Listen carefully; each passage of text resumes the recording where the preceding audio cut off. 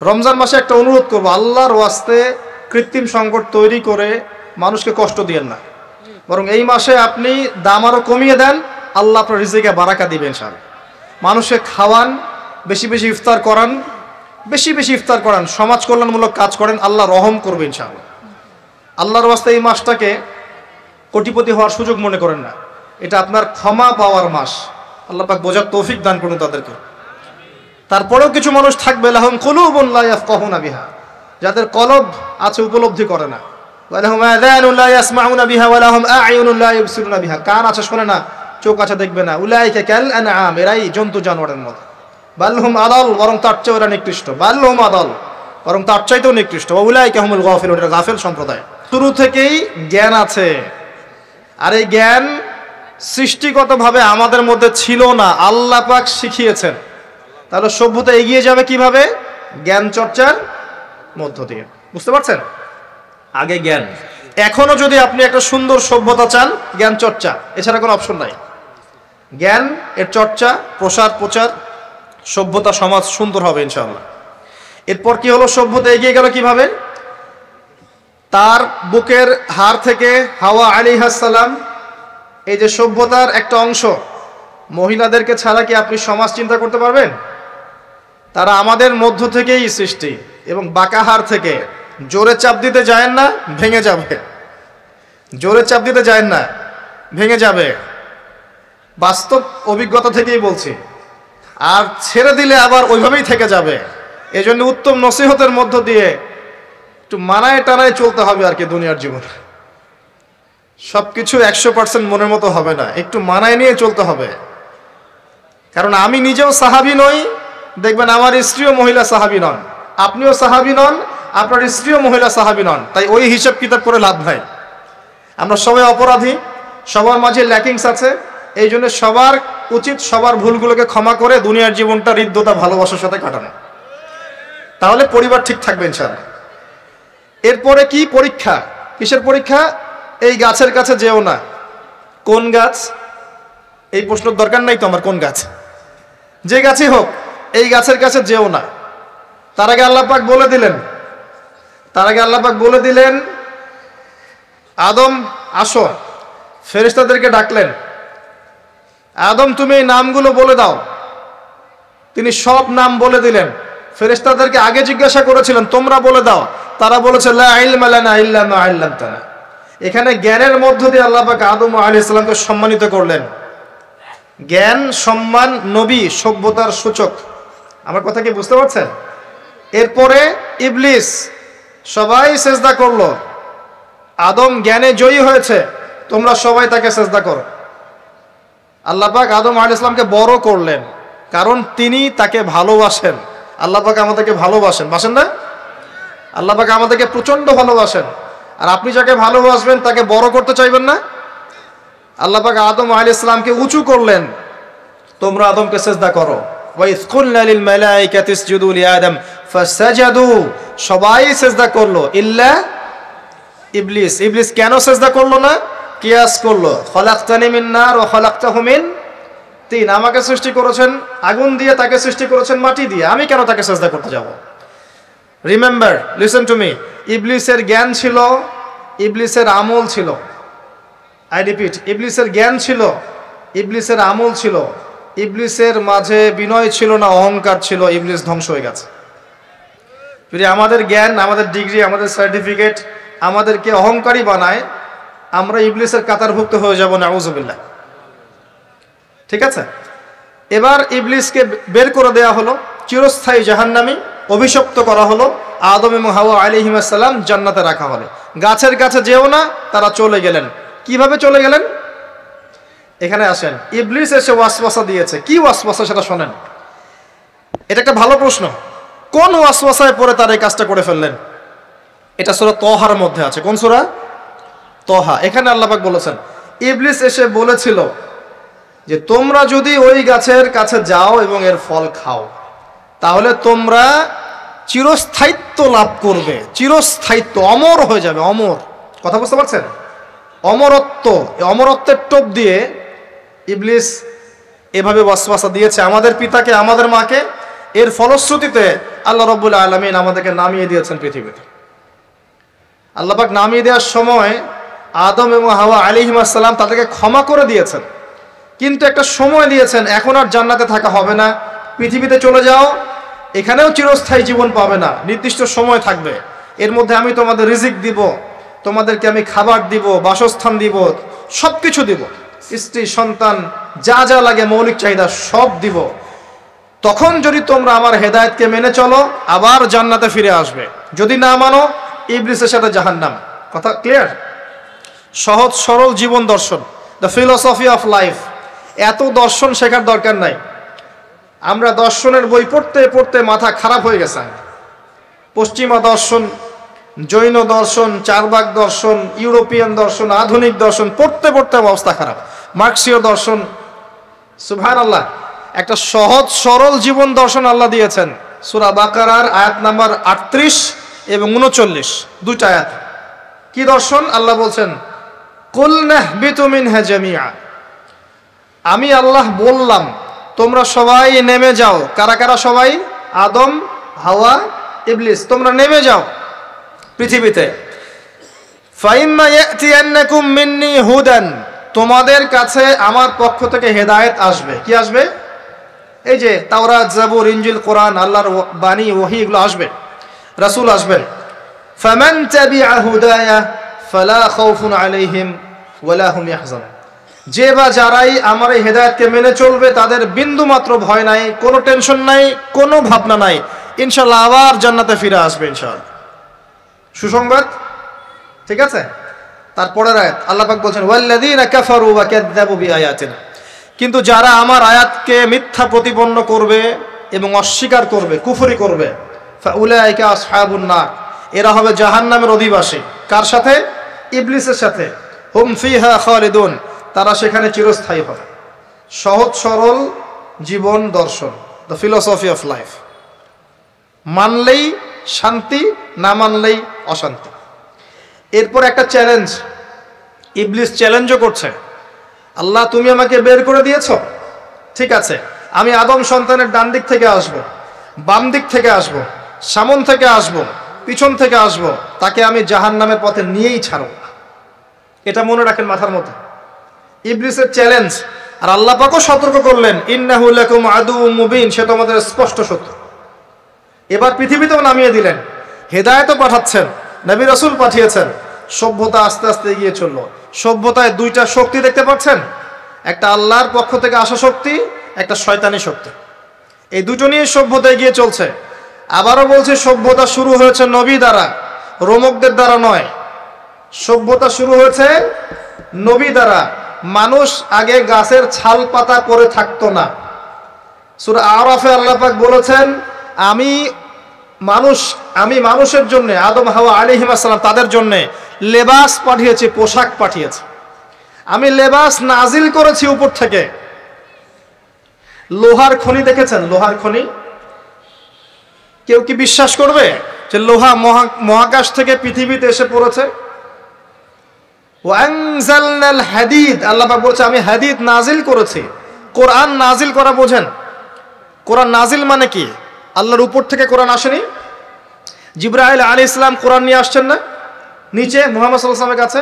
এই যে কোরআন নাজিল হচ্ছে, আনজালা। আল্লাহ পাক এই কথা বলছেন যে লোহা আমি নাজিল করেছি। লোহার একটা অণু আপনি তৈরি করতে পারবেন পৃথিবীতে ল্যাবে বসে? সুবহানাল্লাহ। আল্লাহ পাক নাজিল করেছেন। ঠিক একইভাবে আল্লাহ পাক পোশাক নাজিল করেছিলেন আদম এবং হাওয়া আলাইহিস সালাম তাদের জন্য। তারা গাছের ছাল পাতা পরে ঘোরাফেরা করতেন না। বোগাস কথাবার্তা শেখায় মানুষকে। এবং কৃষিকাজ, আপনার প্রযুক্তি, আপনার পরিবার গঠন, সন্তান প্রতিপালন, একজন মানুষের জীবন যাপনের জন্য যত কিছু প্রয়োজন সব জ্ঞান আল্লাহ পাক আদম আলাইহিস সালামকে শিক্ষা দিয়েছিলেন।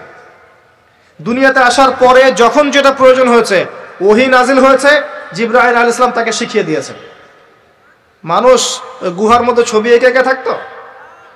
আর এরা বলছে আদম আলাইহিস সালাম বানর থেকে হয়েছেন। নাউযুবিল্লাহ, সুবহানাল্লাহ। এটা যারা বিশ্বাস করে তারা সরাসরি কোরআনের সাথে কুফরি করছে, স্পষ্ট কাফের।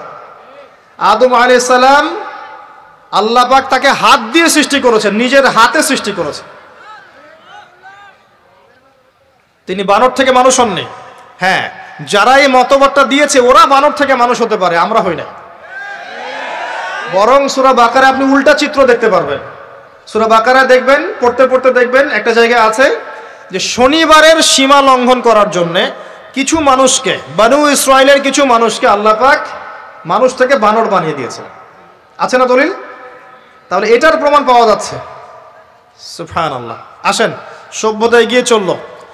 সভ্যতা দুটো শক্তি, আল্লাহর বিধান, আল্লাহ নাজিলকৃত পবিত্র তাওহীদ, এবং অপর সাইডে আছে শয়তানের শিরক। কথা কি বুঝতে পারছেন?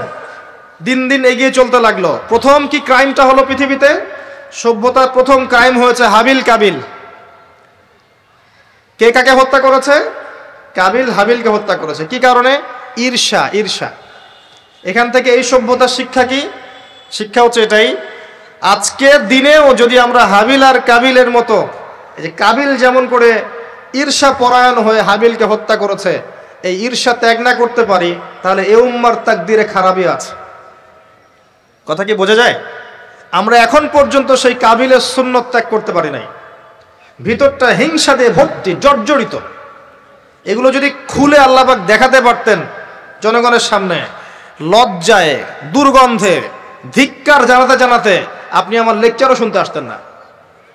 হ্যাঁ, যদি আমার কলিজাটাকে খুলে আল্লাহ পাক দেখাতেন যে দেখো এর কলিজার মধ্যে কি পরিমাণ হিংসা আছে, ঈর্ষা আছে, দুনিয়ার লোভ আছে, লালসা আছে, পরশ্রী কাতরতা আছে, দুর্গন্ধে আপনি আমার লেকচার শুনতে আসতেন না। জি, এটা সৌভাগ্য যে আমাদের ভিতরটা আল্লাহ পাক দেখান না। আল্লাহ পাক আমাদের কলবটাকে পরিষ্কার করুন, আত্মশুদ্ধি দান করুন, আল্লাহর নূর দান করুন, এবং ঈর্ষা ত্যাগ করার তৌফিক আল্লাহ পাক দান করুন। এবার আসেন, সভ্যতা এগিয়ে চলছে। লেকচারটা একটু লম্বা হতে পারে, একটু ধৈর্য ধরেন। সভ্যতা এগিয়ে চলছে। আদম আলাইহিস সালামের যুগে কোনো পাপাচার খুব একটা দেখা যাচ্ছে না, শুধু এই পাপাচার ছাড়া। এর পরের জেনারেশনে গিয়ে দেখছি নূহ আলাইহিস সালামের কম। কার কম? নূহ আলাইহিস সালাম। 5 জন বড় বড় নবীর একজন। 5 জন বড় বড় নবীর নাম নূহ আলাইহিস সালাম, ইব্রাহিম, মূসা, ঈসা, মুহাম্মদ সাল্লাল্লাহু আলাইহি ওয়াসাল্লাম। আমি কিন্তু শেষে প্রশ্ন করব, উত্তর দিতে হবে, ঠিক আছে? ইনশাআল্লাহ। সঠিক উত্তর দিতে পারলে পুরস্কার, না পারলে যে পারবে তাকে আপনি হাদিয়া দিবেন, আপনার পকেট থেকে হাদিয়া নিয়ে তাকে দেওয়া হবে ইনশাআল্লাহ। তো নূহ আলাইহিস সালামের যুগে কি শিরক, প্রথম শিরকের পাপ মানুষ দেখল। ইয়াগুস, ইয়াউক, নাসর, এরকম কিছু মূর্তি ছিল। এই মূর্তিগুলো তার উপাসনা করা শুরু করলো। বাই দ্য ওয়ে, এই মূর্তিগুলো কিন্তু তারা হাতে তৈরি করে নাই। আমার কথাটা ভালো করে বোঝেন। এই মূর্তিটা তারা আসলে অটোমেটিকলি হাতে তৈরি করে নাই। এই মূর্তিটা তৈরি করার পিছনে শয়তান তাদেরকে ওয়াসওয়াসা দিয়েছিল। কি ওয়াসওয়াসা দিয়েছিল? এই ব্যক্তিরা ছিল আগের সময়কার বুজুর্গ ব্যক্তি। বুজুর্গ ব্যক্তি বোঝেন? পরেশগার বুজুর্গ ব্যক্তি। তো শয়তান এদেরকে বুঝিয়েছিল, যদি তোমরা বুজুর্গ ব্যক্তিদের, আল্লাহওয়ালা মানুষদের মূর্তি তৈরি করে মসজিদের বাইরে রাখো, তাদেরকে দেখলে তোমাদের ইবাদতে মনোযোগ বাড়বে। শয়তান এই ওয়াসওয়াসা দিয়েছিল। ওই জেনারেশন তাই করলো। ওই জেনারেশন যখন চলে গেল, পরের প্রজন্মকে শয়তান ওয়াসওয়াসা দিল, আরে মসজিদের বাইরে কেন, ভেতরেই রাখলে হয়। তারা ভেতরে নিয়ে আসলো। এই জেনারেশন শেষ হয়ে গেল। তারপরে আরেকটা জেনারেশন আসলো, ওদেরকে শয়তান বুঝালো সরাসরি এদের কাছে চাইলেই হয়। শিরক শুরু হলো। আপনি কি বুঝতে পারছেন কিভাবে শিরক শুরু হয়েছে বিশ্বে? এবার নূহ আলাইহিস সালাম 950 বছর তার কওমকে দাওয়াত দিলেন, শিরক ছেড়ে দাও, শিরক ছেড়ে দাও। কত বছর? 9টা শতাব্দী, 9.5 শতাব্দী তিনি তার উম্মাহকে দাওয়াত দিলেন, শিরক ছেড়ে দাও। তার স্ত্রী পর্যন্ত তার কথা শুনলো না, তার ছেলেও তার কথা শুনলো না।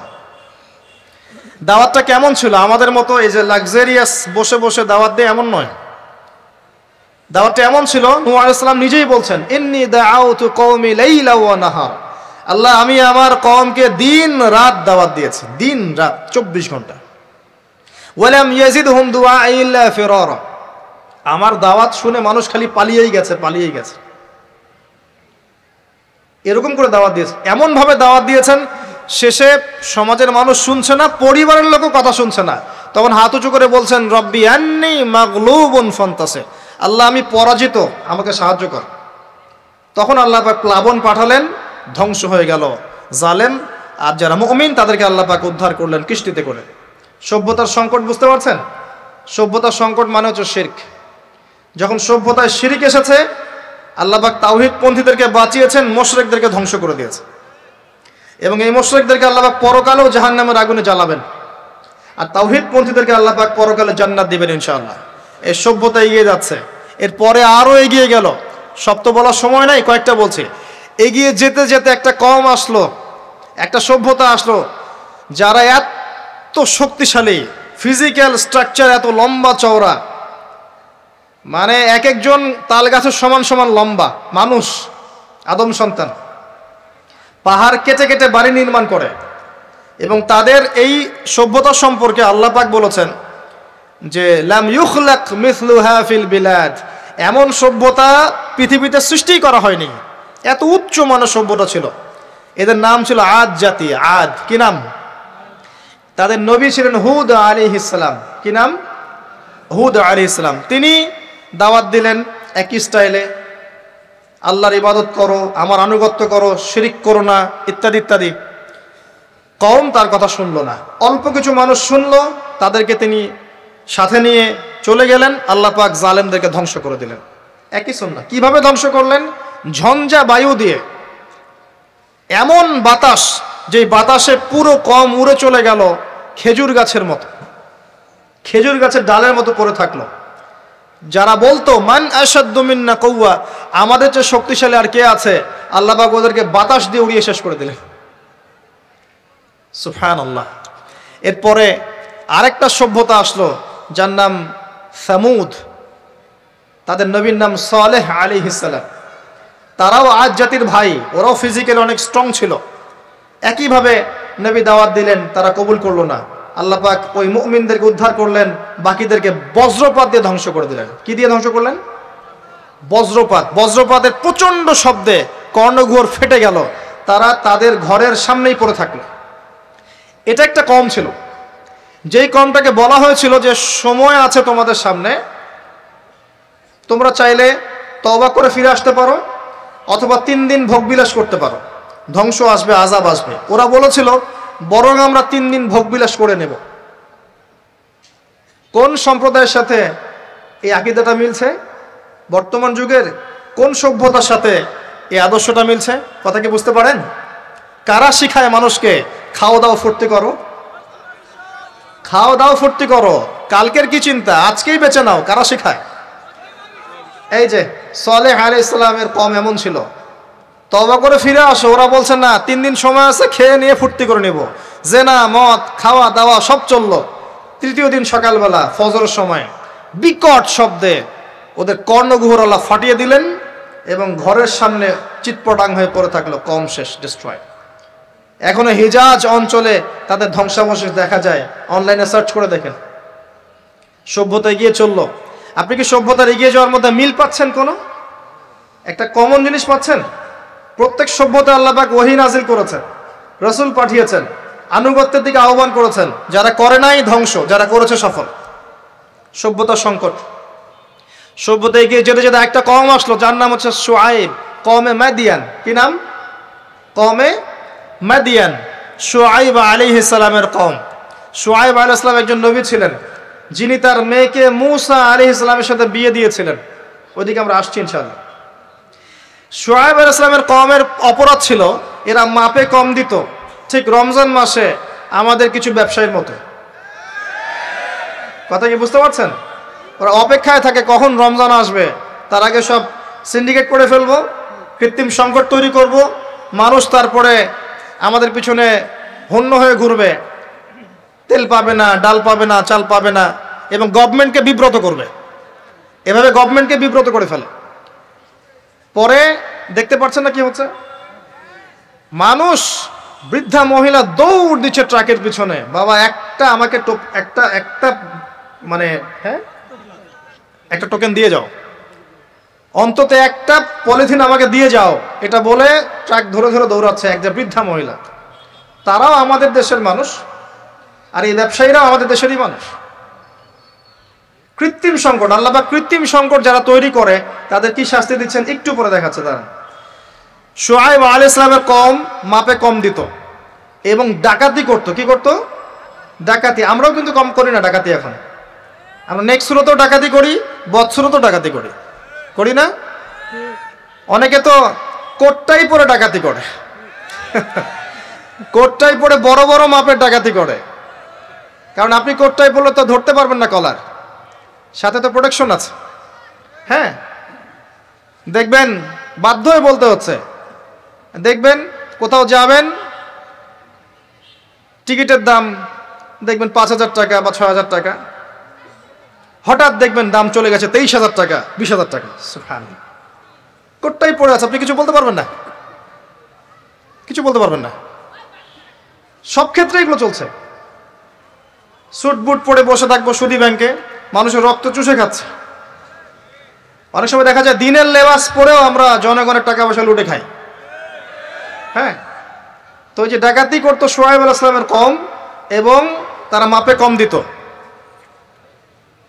রমজান মাসে একটা অনুরোধ করব, আল্লাহর ওয়াস্তে কৃত্রিম সংকট তৈরি করে মানুষকে কষ্ট দিয়েন না, বরং এই মাসে আপনি দাম আরো কমিয়ে দেন, আল্লাহ আপনার রিজিকে বারাকা দিবেন। ইনশাআল্লাহ মানুষকে খাওয়ান, বেশি বেশি ইফতার করান, বেশি বেশি ইফতার করান, সমাজ কল্যাণমূলক কাজ করেন, আল্লাহ রহম করবে ইনশাআল্লাহ।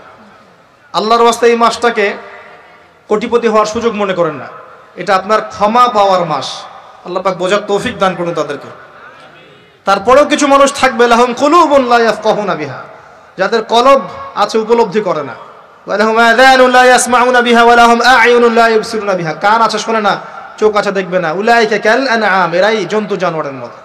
বালহুম আদাল, বরং তার চেয়ে ওরা নিকৃষ্ট। বালহুম আদাল, বরং তার চাইতেও নিকৃষ্ট। ওয়া উলাইকা হুমুল গাফিলুন, এটা গাফিল সম্প্রদায়। আসেন, মাপে কম দেওয়া, ডাকাতি করার কারণে আল্লাহ পাক কি করলেন? আল্লাহ পাক এই মাদিয়ান জাতি ইতিহাসে প্রথমবার, সভ্যতায় প্রথমবার এই মাদিয়ান জাতিকে আল্লাহ পাক ভূমিকম্প দিয়ে ধ্বংস করেছে। ভূমিকম্প দিয়ে আল্লাহ পাক ধ্বংস করেছেন ওয়ার্ল্ড হিস্ট্রিতে প্রথম এই মাদিয়ান কওমকে। আর এই ভূমিকম্প আখিরুজ্জামানেও আসবে, বড় বড় তিনটা, একটা পূর্ব দিকে, একটা পশ্চিমে, আর একটা বিশ্বের মাঝখানে। অপেক্ষা করতে থাকেন এবং প্রস্তুতি গ্রহণ করতে থাকেন, সামনে আসবে ইনশাআল্লাহ আযজা ওয়া জাল।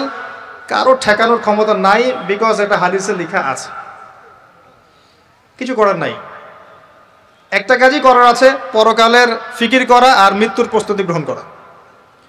আসেন, এরপর কি হলো? সভ্যতা এগিয়ে চললো, নবী মূসা আলাইহিস সালামের কওম আসলো, বনু ইসরাইলের ঘটনা আপনারা জানেন। এর আগে একটা স্কিপ করে গেছে, ওইদিকে আসছি। এর আগে ইব্রাহিম আলাইহিস সালাম ছিলেন, মনে আছে? ওই যে নমরুদ, ইব্রাহিম আলাইহিস সালাম বাবা তার আহ্বানে সাড়া দিচ্ছে না, বাড়ির থেকে চলে গেলেন, স্ত্রী সারা কিনে চলে গেলেন, সেখানে থাকা শুরু করলেন। পরে হাজারা আলাইহিস সালামকে বিয়ে করলেন, সেখান থেকে আবার মক্কা, সেখানে সন্তানকে জবাই করার ফিতনা, পরীক্ষা, সফল হলেন, প্রত্যেকটা ক্ষেত্রে সফল হলেন। আল্লাহ রাব্বুল আলামিন তাকে বলেছেন যে ইব্রাহিম একাই একটা উম্মাহ। আল্লাহ পাক তাকে অগ্নি পরীক্ষা নিলেন, অগ্নি পরীক্ষাতেও তিনি পাশ করলেন। নমরুদকে আল্লাহ পাক ধ্বংস করলেন, ইব্রাহিমকে বিজয়ী করলেন। বলেন সুবহানাল্লাহ। সভ্যতার একই চিত্র। এবার মূসা আলাইহিস সালামের সময় আপনি গিয়ে দেখবেন ফেরাউনকে আল্লাহ পাক দলবল সহ ডুবিয়ে মারলেন, মূসা আলাইহিস সালাম বনী ইসরাইলকে আল্লাহ পাক উদ্ধার করলেন। একই চিত্র। সভ্যতার সংকট, বুঝতে পারছেন? সভ্যতার সংকটের মধ্যে যখনই আপনি দেখবেন শিরক আছে, আল্লাহর অবাধ্যতা আছে, নবীর আনুগত্য নাই, ধ্বংস। যখনই তাওহীদ আছে, সুন্নত আছে, হালাল আছে, নবীর আনুগত্য আছে, সাফল্য।